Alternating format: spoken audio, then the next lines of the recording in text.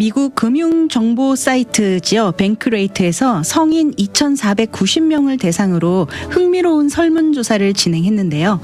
이 설문조사에 따르면 미국인의 60%가 상환을 기대하며 친구나 가족에게 현금을 빌려주었는데 이들 중에 35%는 가족이나 친구에게 금전적으로 도움을 준 일로 인해서 인간관계를 해치거나 금전적인 손실 혹은 신용점수가 깎이는 등의 피해를 입었다고 하는데요.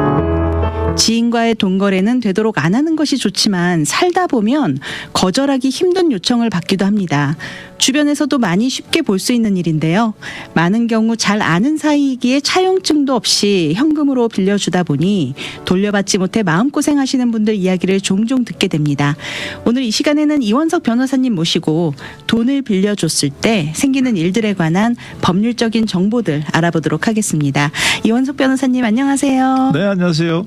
네, 변호사님 오늘 사연 중에 이런 사연이 있는데 좀 한번 들어봐 주세요. 네. 만불의 돈을 빌려주는 조건으로 1년 동안 이자만 매달 1,000불씩 지불했고요.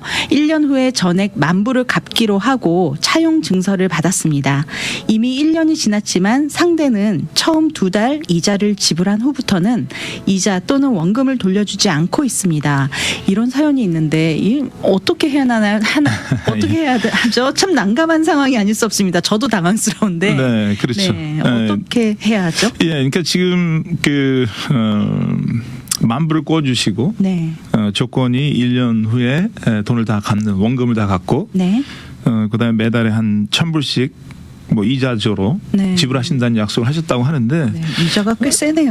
이자가 꽤 세죠. 그래서 네. 지금 제가 이렇게 이 문구를 보면 매달 1,000불씩 지불한다고 하면 네. 만불을 투자했을 때 네. 거의 10%를 매달 받는 거 아닙니까? 네, 네. 그래서 이 질문을 보면은 이 질문에 돈을 꿔주신 분이 과연 돈을 꿔주신 것일까 또는 투자를 한 것일까 하는 질문이 있어요. 네, 그래서 경우에 따라서 이제 저도 이제 이런 손님들 많이 만나는데 네. 물론 돈을 꿔주고 이자를 많이 받기로 약속하신 분들도 있고 또 그 중에는 어느 회사에다가 돈을 꿔주는 식으로 하는데 투자식으로 하면서 이자를 받는 거. 그러니까 예를 들어서 돈을 투자를 한다고 하면 네. 회사가 잘 되면 회사가 잘 되는 대로 거기에 수익금을 받는 것이고 지분에 따라서 네. 회사가 안 되면 경우에 따라서는 자기 원금 하나도 못 받을 수가 있지 않습니까? 네. 그런데 제가 여러 번 저희 사무실에 오신 분들 보면 투자를 하시는 것 같은데 투자도 아니고 이자는 개런티고 원금은 돌려준다고 하고 네. 이런 식으로 제 계약서를 적어 오신 분도 있고 그래서 지금 질문이 과연 돈을 꿔주신 건지 네. 아니면 투자를 하신 건지 네. 거기에 굉장히 중요한 저희가 있습니다. 그래서 네. 돈을 받으신 사람 입장에서는 자기가 운영하는 회사 돈을 꿔주신 분이 투자한 회사가 잘 되면 꿔준 걸로 해서 이자로 갚는 거고 네. 안 되면 투자한 걸로 해서 또 원금을 지불할 필요가 없다 이런 식으로 나오기 때문에 처음에 이제 돈을 주실 때 네. 꿔주는 것이냐 또는 투자를 하는 것이냐 정확하게 아마 차용증서인지 투자 계약서인지 그걸 정확하게 하셔야 될 이유가 있고요. 네. 그다음에 만약에 돈을 꿔주신 거라고 한다면 엄격히 말하자면 나중에 분쟁이 생겼다면 네. 돈을 꿔주신 분은 원금뿐이 받을 수가 없다. 왜냐하면 이제 usury law라고 해서 네. 고리대금으로 계산이 되거든요. 이자를 많이 받았기 때문에. 그렇죠. 그래서 내가 누구한테 돈을 꿔줄 때 최대한으로 내가 1년 동안 받을 수 있는 이자율은 10%라고 보시면 될 거예요. 1년에 10%. 1년에 10%, 네. 한 달에 10%가 아니라. 그렇군요. 그래서 만약에 이런 경우는 너무나 많이 봤거든요. 저희 네. 사무실에 제가 핸들한 케이스도 여러 케이스가 있었고 네네. 그래서 10%보다 훨씬 넘는 액수의 이자를 받는 조건으로 어떤 차용증서를 작성을 했다고 한다면 네. 법적으로 돈을 원금을 못 받는다 하더라도 소송을 하면 내 원금뿐이 받을 수 없다. 이렇게 생각하시면 될 거예요. 네. 대부분의 경우 제 손님들을 보면 투자를 하거나 돈을 꿔줬을 때 우리가 보통 생각하는 이상의 아주 너무나 좋은 조건이라고 한다면 네. 거의 속는 거라고 보시면 됩니다. 그렇군요. 그래서 네. 확실하게 이게 정상적인 어떤 그 딜링인가 네. 그걸 잘 생각하셔서 네네. 너무 현실보다 너무나 더 조건이다 하면 일단은 생각을 좀 하시고 따져보셔야 되고 또는 변호사를 만나서 상담을 하시는 게 굉장히 중요합니다. 네. 너무 조건이 좋을 때는 항상 함정이 있다 보셔야 될 거고 네, 네. 경우에 따라서는 몇 푼 이자 받고 결국은 자기 원금은 전혀 돌려 못 받는 경우도 굉장히 많거든요. 네. 예, 그래서 그런 걸 굉장히 생각하셔야 된다는 얘기고요. 유의하셔야겠네요. 그렇죠. 네. 네. 세상에 공짜는 없습니다. 공짜는 네. 없고 if it's too good to be true, 그렇죠. there's something, 네. there must be something. 네. 뭐 이런 뭔가가 있어요. 뭐가 있다는 거죠. 네. 예, 그래서 그거는 굉장히 정확한 말이라고 저는 생각해요. 네. 제 사무실에서도 그렇고 주위에서도 보면 큰 돈 손해 보는 분들은 항상 본인의 욕심 때문에 자기 욕심에 넘어져서 원금조차도 다 잊어먹는 경우를 많이 봤습니다. 네. 그래서 너무 좋은 조건이라면 항상 좀 다시 돌다리 두드리듯이 네. 두드려 보시고 이제 하시는 게 좋겠고요. 그렇죠. 네. 그다음에 만약에 이 돈이 차용 증서라고 즉 예를 들어서 돈을 꿔주는 거라고 한다면 변호사를 꼭 선임해서 어떤 차용 증서를 만들 필요는 없습니다. 네. 다만 한국말로 적는다 하더라도 한국말도 괜찮으니까 네. 그 들어가는 내용이 꼭 필요해요. 네. 얼마를 꿔줬고 만기일 날짜가 언제고 네. 그다음에 이자가 몇 %고 네. 또한 여기 필요한 게 뭐냐면 매달 액수를 얼마씩 지급하는 것들이 조항이 꼭 들어가야 되는 게 꼭 필요하다고 보고요. 네. 그다음에 차용 증서를 써주면서 만약에 돈을 못 줬을 경우에는 변호사를 선임해서 돈을 받기 위해서 어떤 컬렉션 액션을 취하게 된다면 네. 그 변호사 비용을 상대방이 지불하는 걸로 네. 하는 조항이 꼭 있어야 돼요. 왜 그러냐면 일단 아까 제가 매달 액수를 얼마씩 지불하게 해야 된다는 말이 있는 게 꼭 필요하다는 거기에 대한 설명은 뭐냐면 네. 예를 들어서 만기일이 있고 매달 얼마씩 지불한다는 얘기가 전혀 없다고 한다면 네. 예를 들어서 만기일이 5년이다. 그럼 5년 전까지는 제가 소송을 못 해요. 왜냐하면 계약이 위반된 게 없거든요. 네. 상대방이 안 줄 거 뻔히 아는데도 5년이 아직 지나지가 않았기 때문에 어떤 돈을 달라는 소송을 하지 못하는 거죠. 하지만 매달 지불한다고 한다면 매달 해서 어느 달에 돈이 안 들어오기 시작하면 곧바로 그 당시에 소송을 할 수 있다는 거죠. 그래서 매달 페이미를 하게 한다는 것도 중요한 거고 네. 그다음에 두 번째 아까 변호사 비용에 대한 그 소송에서 진 사람이 이긴 사람에게 변호사 비용이 들었을 경우 변호사 비용을 환불을 한다는 내용이 있어야 되는 이유가 네. 예를 들어서 돈을 10,000불이나 10,000불은 좋은 예는 아니겠습니다만 예를 들어서 30,000불을 꿔줬다고 가정한다면 네. 그 30,000불을 받기 위해서 변호사 비용을 70,000불, 80,000불 쓴다고 한다면 돈을 꿔준 사람이 돈을 받으려고 소송을 할 수가 없지 않습니까? 네. 무슨 말씀인지 아시죠? 그렇죠. 왜냐하면 애보다 배꼽이 크니까. 그럼요. 변호사 비용 다 내고 난다면 저는 손해보는 입장이 되잖아요. 그렇죠. 오히려 돈을 더 페이를 해야 되는 그렇죠. 그러니까 30,000불, 50,000불 이런 애매한 액수들은 특히 또 변호사 비용 조항이 필요한 게 만약에 그런 비용이 없다면 자기가 돈을 받기 위해 상대방 소송한다면 돈을 더 많이 써야 되는 입장이 되니까 네. 만약에 변호사 비용 조항이 있다고 한다면 못 받는 돈이 30,000불이든 50,000불이든 내가 변호사 비용을 쓰고도 네. 그래서 변호사 비용 100,000불이 들었다고 가정해보자고. 네. 그럼 100,000불에다가 30,000불 하면 130,000불 아닙니까? 네. 그럼 상대방은 이게 30,000불을 갚아야 되는 돈이 아니라 130,000불을 갚아야 되는 비용이 되기 때문에 네. 돈을 안 주고 버티기가 쉽지는 않을 거예요. 왜냐하면 변호사 비용을 상대 변호사 비용을 지불해야 되니까. 네. 그래서 저 같은 경우도 이런 경우에 상대방한테 편지 쓸 때 만약에 당신이 우리 손님한테 빚진 30,000불을 갚지 않을 경우에는 당신이 우리 손님한테 갚아야 될 돈은 130,000불이 될지 150,000불이 될지 모르니까 빨리 갚아라고 하면 네. 변호사 비용이 무서워서라도 빨리 갚는 경우들이 많이 있어요. 네. 근데 만약에 변호사 비용 조항이 없다고 한다면 30,000불 받으려고 소송을 하려면 해봐라. 네. 뭐 이런 식으로 할 수가 있거든요. 그렇기 때문에 항상 그 차용 증서에는 변호사 비용이 진 사람이 이긴 사람이 지불한다는 내용이 꼭 있어야 된다는 거고요. 네. 그러면은 이 차용 증서를 지금은 쓰셨을 때 어떤 케이스들을 조금 말씀을 해주셨는데 만약에 너무 가까운 사이라 차용 증서를 안 하고 구두로 그냥 언제까지 갚어 뭐 이런 식으로도 빌려줄 수 있잖아요. 그렇죠. 근데 이제 구두로 이제 해서 뭐 체크를 써주실 수 있으실 네, 거 아니에요. 그러면 네. 이제 나중에 물론 그 체크 자체가 돈을 꿔줬다고 증거는 될 수 있지만 거기에 따른 뭐 이자를 받거나 변호사 비용을 아까 말씀드린 대로 받는다든가 이렇게 할 수는 없을 거고. 네. 네. 사실은 이제 아는 분들끼리 이제 이런 경우들이 많지 않습니까? 네. 그래서 뭐 차용 증서를 써서 사인하라 하기가 좀 뭐한다고 네. 생각하시는데 사실은 이제 만약에 차용 증서가 있고 아까 제가 말씀드린 대로 차용 증서를 필요한 모든 내용을 다 적고 변호사 비용을 다 적고 네. 이게 사인을 했다고 한다면 네.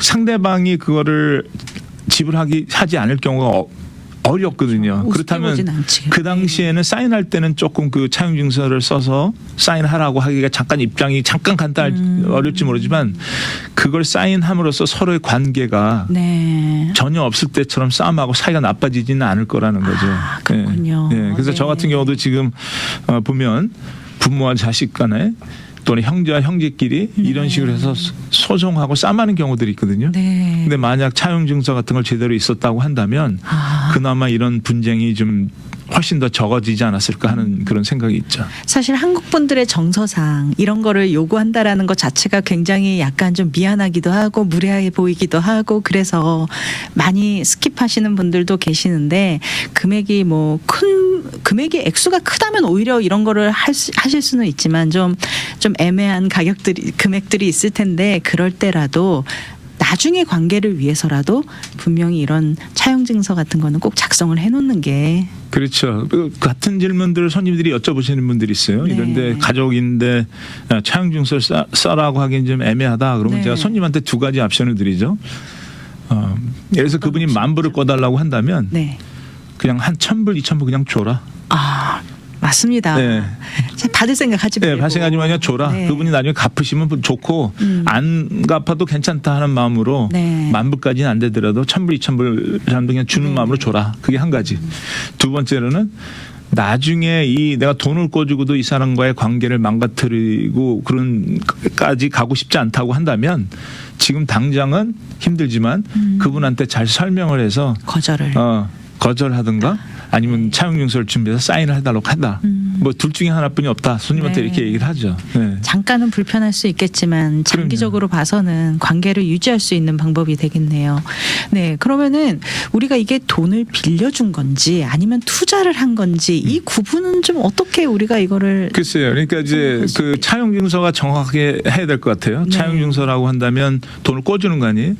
그럼 돈을 꿔주고 아까 얘기한 대로 이자는 얼마고 뭐 어느 날이 만기 그런 내용이 꼭 있어야 될 거고 네. 투자라고 한다면 차용 증서가 아니겠죠. 네. 투자에 대한 어떤 계약서겠죠. 계약서로 네, 어느 회사에 투자를 하는데 내가 이 투자를 함으로써 이래서 뭐 회사가 잘 되면 지분을 얼마를 내가 받고 네. 몇 퍼센트 수익이 나면 순이익의 몇 퍼센트를 내가 받고 이런 계약이 전혀 다른 계약이 돼야 되겠죠. 네. 예.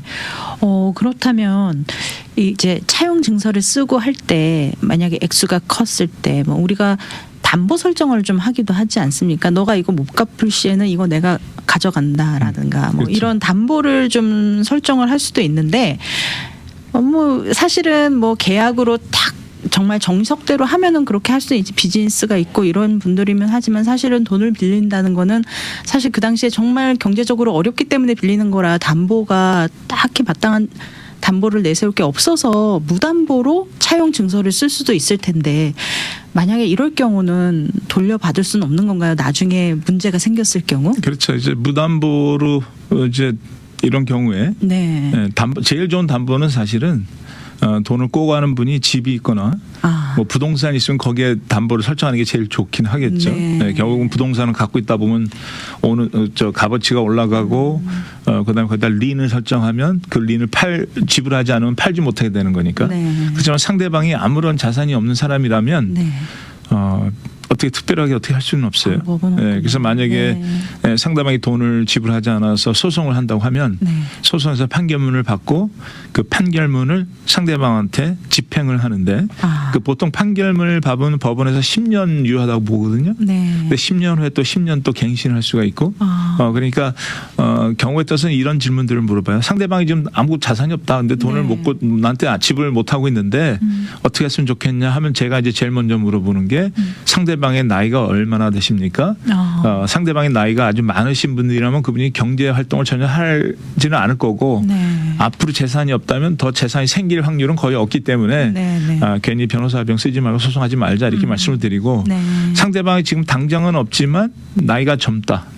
그리고 또 무슨 비즈니스를 계속 할 사람이다. 네. 하면 일단은 당장은 없다 하더라도 소송을 해서 판결을 받으면 그 판결문이 10년, 20년 유효하기 때문에 언젠가는 이 사람이 어떤 자산을 축적하고 비즈니스 하게 된다면 네. 언제든지 가서 그 자기의 어떤 판결문을 집행하고 돈을 받을 수 있는 그런 가능성이 있거든요. 네. 예, 그래서 이제 손님들한테 상대방의 나이가 얼마냐, 어떤 비즈니스 경험이 있는 사람이냐, 뭐 이런 걸 네. 물어보고 상황에 맞게끔. 그렇죠. 당장은 재산이 없다 하더라도 또는 담보 설정을 할 수 없다 하더라도 네. 뭐 그런 식으로 말씀을 드릴 수 있겠죠. 네.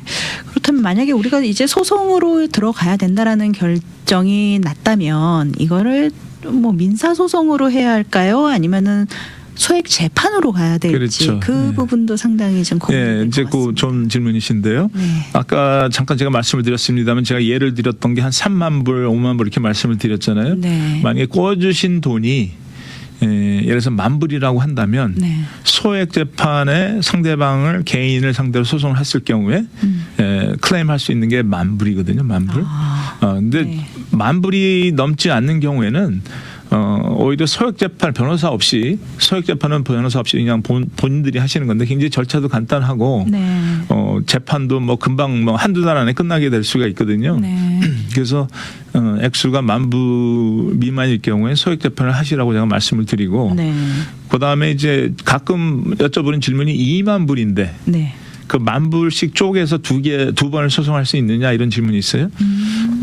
원래 법은 어떤 법이 있냐면 네. 그 2만 불이면 한 건 아니에요. 케이스가. 그렇죠. 한 케이스를 나눠서 두 소송을 할 수는 없습니다. 네. 그래서 2만 불을 돈을 꽂았다 하더라도 소액 재판에서 맥시멈으로 10,000불을 신청할 수 있는데 10,000불 신청하면 그 10,000불은 못 받으신다고 생각을 하셔야 돼요. 네. 예. 그거보다는 조금 2만 불인데 10,000불만 받고 10,000불은 포기하겠다. 그렇죠. 네. 그러니까 뭐 15,000불 돈을 받을 게 있는데 네. 15,000불 다는 최대한으로 액수가 10,000불이니까 네. 10,000불 클레임하시고 5,000불 못 받는다고 생각을 하셔야 될 거고. 이런 케이스는 상대방이 정말 이걸 갚을 여력이 없고 그리고 변호사비를 감당할 수 없는 상황이라서 소송까지 가기도 액수가 너무 적고 또 상대방의 또 형편이 좋지 않아서 소액 재판으로 본인이 해결할 수 있을 경우는 이런 판단도 내려볼 수 그렇죠. 있다. 이런 그렇죠. 거. 그러니까 액수 자체가 10,000불 미만이면 뭐 어떤 상황이든 간에 소액 재판하는 게 좋겠다. 네. 그럼 질문이 이제 이런 질문을 여쭤보시는 분들이 많아요. 소액 재판을 하는데 아무데나 소송을 해도 되느냐? 소액 재판을 하더라도 이제 그 관할 법원에 가서 소액 재판을 하셔야 되는데 네. 그럼 관할 법원이라는 의미가 무엇인가? 네. 관할 법원이라면 일단 기본적인 게 상대방이 거주하는 집을 근거로 어느 시에서 살고 있느냐. 상대방이 거주. 네, 그래서 그 시 상대방 예를 들어서 상대방이 플러튼에 사는 사람이다. 네. 그러면 이제 여기 슈페리어 코트 노스 저스티스 센터라고 있거든요. 네, 저 네. 플러튼 쪽에. 네. 그럼 그 관할 그 슈페리어 코트 가서 스몰 클레임을 접수를 하셔야 되고 네. 만약에 상대방이 예를 들어서 경우에 따라서는 타주에 있다 하더라도 상대방이 계약 자체가 여기서 했다. 네. 그럼 이쪽에서도 소송할 수도 있는 거고요. 그렇군요. 예, 그러니까 일단 그 소액 재판을 접수할 때 보면 어떤 이유로 이 관할 법원에서 당신은 소송을 합니까 하고 그 분쟁에 있었던 그 주소를 적는 그런 라인이 있어요. 네. 그래서 주소가 예를 들어서 LA인데 오렌지 카운티 하면은 콜트에서 케이스를 안 받는 경우도 있거든요. 그렇군요. 네. 주소도 중요하겠네요. 네. 그렇죠. 그렇다면 이 재판은 아무 데서나 접수를 할 수 있는지 지금 말씀을 해주셨고 그렇죠. 판결문을 받은 후에는 어떤 절차를 통해서 집행을 할 수 있는지도 좀 설명해 주시죠. 그 질문도 많이 들어와요. 네. 그러니까 예를 들어서 내가 소액 재판을 가서 판결을 받았는데 네. 상대방이 돈을 안 준다 판결을 했는데 근데 그건 당연한 얘기예요. 왜냐하면 판결을 받았다고 해서 상대방이 자진해서 돈을 주는 경우는 그렇죠. 많지는 않아요. 그랬으면 갚았겠죠. 네, 그렇죠. 그래서 일단 판결을 받으면 그 판결문을 집행하는 건 본인이 하셔야 될 거고 물론 네. 아주 가끔 판결을 받자마자 곧바로 돈 들고 와서 돈 주는 사람들도 있긴 합니다만 그럴 경우에는 이제 판결문을 받으면 그 판결문을 집행하는 방법들이 굉장히 여러 가지가 있습니다. 예를 들어서 아까 차용 증서를 통해서 변호사 비용이 조항이 없었는데 만불에 대한 판결을 받았다. 그럼 판결문 받은 다부터 그 집행을 해서 돈을 컬렉션 할 때는 그때부터는 변호사 비용을 받을 수는 있어요. 예, 그래서 이제 기본적으로 많이 하는 게 이제 우리가 얘기하는 판결문을 법원에서 신청을 하는데 abstract judgment라고 하는 그게 있어요. 그러니까 법원에서 이 판결문이 사실이다는 거를 하는 그런 서류가 있습니다. 그래서 abstract judgment라는 거를 법원에서 받아서 법원에서 certify, 그러니까 이게 오리지널이 아니라 똑같다고 도장을 찍어주거든요. 그럼 그걸 갖고 이제 county records office, 그러니까 등기소, 각 카운티, 오렌지 카운티, LA 카운티, 리버사이드 카운티, 뭐 이렇게 샌디에고 카운티 있지 않습니까? 상대방이 살고 있는 집을 근거로 해서 웬만한 그 주위에 있는 카운티 등기소에 아까 제가 말씀드린 법원의 abstract judgment를 등기를 시켜놓으면 언젠가는 그 사람이 뭐 집을 팔건 뭐 비즈니스를 팔던 뭘 하던 간에 뭐 에스코를 통해서 하던 뭐 이렇게 된다면 그 abstract judgment가 나타나서 그거를 지불하지 않고는 뭐 비즈니스도 팔 수 없고 집도 팔 수 없고 그렇게 되거든요.